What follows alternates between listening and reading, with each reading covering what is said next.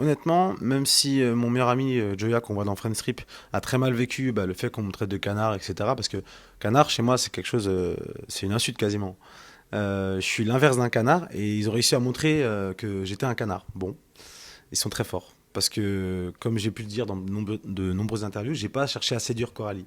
C'est pas comme ça qu'on séduit une fille, je le sais très bien. Le bilan, il est, on va dire, mitigé par rapport à l'image que j'ai eue, mais sinon, ouais, c'était vraiment une bonne expérience. Coralie, Nicolas, vous venez de vivre une expérience incroyable qui vous a lié à jamais dans l'aventure.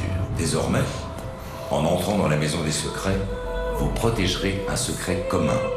Votre nouveau secret est désormais, nous sommes les sujets d'une expérience amoureuse inédite. J'ai des nouvelles de Coralie, on s'en donne un petit peu, sachant que j'ai pas été beaucoup libre ces derniers temps. J'ai eu qu'un mois de liberté, entre guillemets liberté, hein, parce que c'est quand même un plaisir de faire de la télé-réalité. Donc Coralie, bah oui, des messages, des choses comme ça.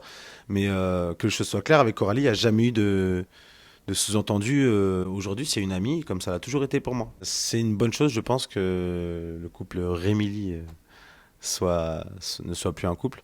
Parce que pour moi, Émilie, elle était à fond, elle était sérieuse. Et Rémi, je pense que même il y avait des sentiments pour Émilie, il est pas trop jeune par rapport à son âge, parce qu'il a 25 ans, je crois, mais trop jeune dans sa tête par rapport aux filles. Il n'a pas vécu assez d'histoires. Il a eu zéro histoire sérieuse avant Émilie. Il s'est jamais posé avec une fille, c'était son premier couple.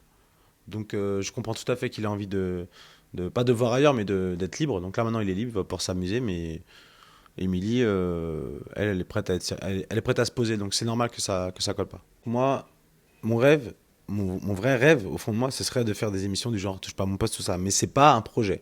Parce que j'ai la tête sur les épaules et à moins qu'on me le propose, j'irai pas démarcher Cyril Hanouna pour ça. Mais c'est quelque chose dans lequel je me verrais bien. Maintenant, euh, pour parler concrètement, je vais être coach sentimental, donc enfin faire de l'assistance sentimentale, un peu comme Hitch. Alors, je serai pas tout le temps en costard, hein, on verra, mais à l'américaine un petit peu. Et pourquoi pas en faire un projet d'émission télé si ça se passe bien.